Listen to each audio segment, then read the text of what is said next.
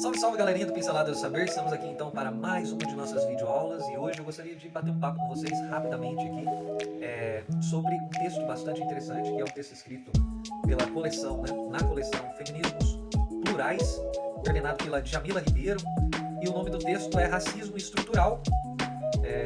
Esse texto especificamente, ele trabalha com esse texto, ele é escrito por Silvio Almeida, esse grande sociólogo brasileiro negro, né?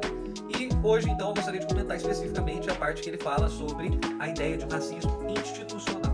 Lembrando que ele trabalha pelo menos com 3 articulações de racismo diferentes, ou 3 noções, concepções de racismo diferentes. A primeira delas é o racismo individual. Esse racismo, ele é um racismo que tem a ver com comportamento, tem a ver com moral, tem a ver com a ação de um indivíduo branco sendo realizada sobre um negro, colocando em um lugar realmente de desprivilegiado, né?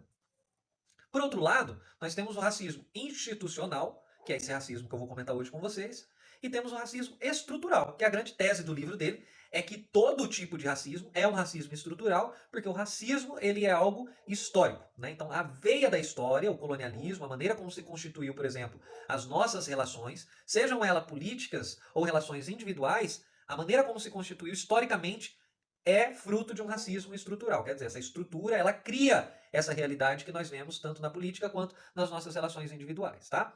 Mas, especificamente, hoje eu quero comentar com vocês sobre o racismo institucional. Mais especificamente, ele diz que esse livro estaria incompleto se ele não utilizasse ou falasse sobre os autores que utilizaram pela primeira vez esse conceito, essa ideia de um racismo institucional. Então, eu não sei muito pronunciar o nome desses camaradas, mas os camaradas se chamam Charles Hamilton e o outro é Kawan Turi, ou Turi, né? Sei lá como que se pronuncia isso. Mas eles escreveram um livro onde eles utilizaram pela primeira vez essa ideia, esse conceito de racismo institucional, que é um livro que chama Black Power, Politics of Liberation in America. Então, esse livro, eles vão trabalhar essa ideia do racismo. E aí eles fazem a distinção de um racismo individual como algo evidente e de um racismo institucional como algo dissimulado. Como assim? Imagine que você passe e veja uma situação, passe na rua, em algum lugar, e veja uma situação de racismo individual. A maioria das pessoas irá discordar dessa ação racista da pessoa.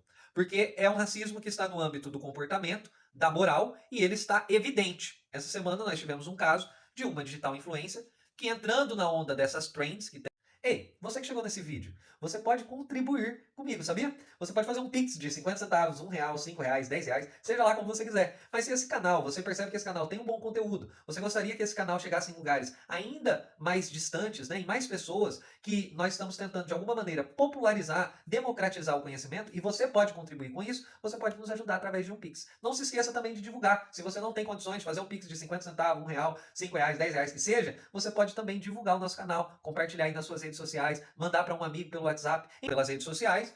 Ela perguntava para meninos, meninas, negras e negros, se eles queriam R$ 10 ou o presente que estava dentro do saquinho de presente, né? E aí, quando o menino negro, a menina negra abria o pacotinho, o que tinha lá dentro era tipo uma banana, né? A criança, evidentemente, escolheria o presente ao invés de R$ 10. O dinheiro, o valor monetário, não tem tanto valor para uma criança como tem para nós. Então, a criança escolhia o saquinho de presente, quando abria lá era uma banana, era um macaquinho de pelúcia. Então, uma ação como essa, ela foi evidentemente repudiada. Assim, eu vi os comentários são comentários realmente atingindo, afetando e dizendo que essa mulher teve uma atitude grotesca, ridícula, horrorosa, né? Então, quando a gente vê esse racismo ele é comportamental. Esse é um racismo individual. A maioria das pessoas não concorda com ele porque ele é evidente. Agora, existem determinadas formas de racismo que elas estão impregnadas na nossa sociedade, mas elas são veladas, elas não são tão evidentes. Então, nesse momento, entra o racismo institucional. Olha só o que ele usa, né? Ele fala, ó, esse racismo ele é menos evidente, ele é muito sutil, ele é menos identificável, né? Porém, eles dizem, apesar dele ser tão dissimulado, ele tem um impacto tão ruim na vida social e na vida do negro quanto o racismo individual. Então, ele vai dizer o seguinte, que esse racismo, ele não tem tanta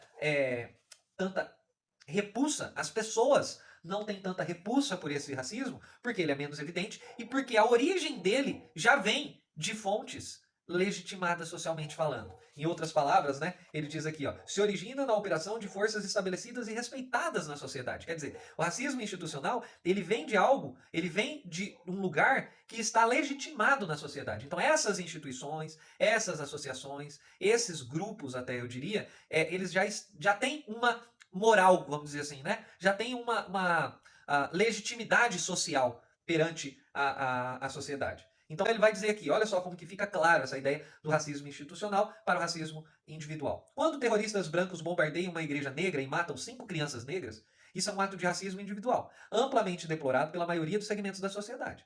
Mas quando, nessa mesma cidade, em Birmingham e Alabama, 500 bebês negros morrem a cada ano por causa da falta de comida adequada, e abrigos e instalações médicas, e outras milhares de crianças são destruídas e mutiladas física, emocional e intelectualmente por causa das condições de pobreza em que vivem e discriminação na comunidade negra, isso é uma função do racismo institucional. Quer dizer, isso muitas vezes causa menos impacto, apesar de ser tão ruim e tão digressivo, tão horroroso quanto o racismo individual, mas causa menos comoção, porque é dissimulado, porque é velado, porque não é tão evidente, né?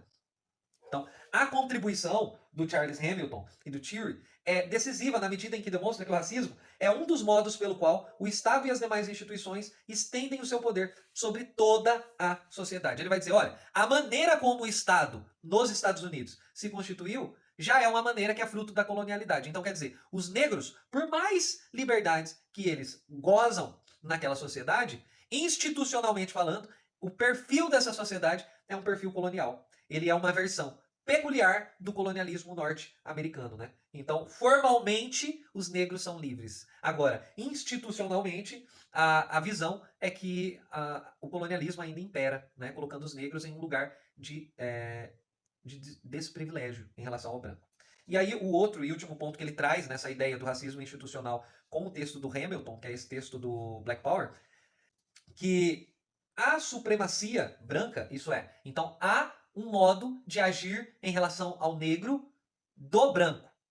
E aí nós poderíamos cair no erro de achar que então todos os brancos têm uma atitude racista. Ele diz, olha, não é isso que nós estamos falando, porque aí nós voltaríamos novamente no racismo individual e comportamental e moral. O que eu estou querendo dizer, vai dizer o Hamilton, né, sendo comentado pelo Silvio Almeida, o que eu estou querendo dizer é que a própria instituição e a própria formulação das leis, do direito, a maneira como a sociedade se organiza formalmente, já é uma maneira que é constituída em cima de uma supremacia branca sobre o negro. Né? Então ele vai dizer, olha só, vamos pegar um exemplo de entrevista. Né? E esses dias na sala de aula, eu perguntei para os alunos, eu falei assim, gente, vocês conseguem imaginar alguém não sendo contratado numa entrevista de emprego porque é loiro, tem os olhos azuis e a pele branca, alva?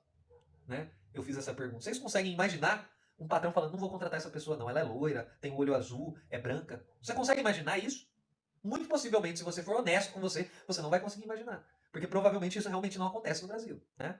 Mas você consegue imaginar alguém negro com o estereótipo, né, com o fisiotipo negro, né, do beiço, do nariz, do olho, do cabelo, da pele, extremamente negra, não sendo contratada por causa da sua cor, do seu cabelo? Sim. E sabe por que nós conseguimos imaginar isso? Porque a maneira como a sociedade está constituída já é uma maneira onde o branco se privilegia. Né? Então, eu acho importante deixar essas duas considerações aqui. Né? A primeira consideração é que o racismo institucional ele é menos evidente do que o racismo comportamental. E a segunda consideração é que a maneira como a sociedade, as instituições legitimadas socialmente, elaboram as suas leis, o seu direito, a sua política, a sua maneira de organizar a sociedade, já é uma maneira fruto do colonialismo, já é uma maneira fruto de uma concepção racista de mundo. Então, institucionalmente falando, o negro ele parte de um ponto sempre atrás, né? O branco parte de um lugar sempre à frente, tá? Espero que tenha sido claro a minha explicação, espero que tenha sido um tanto didática. Você pode compartilhar, comentar aqui embaixo, curtir, deixar o seu like, né? E divulgue aí para os seus amigos e colegas o nosso vídeo. Até o próximo Pinceladas do Saber. É hora de dar tchau!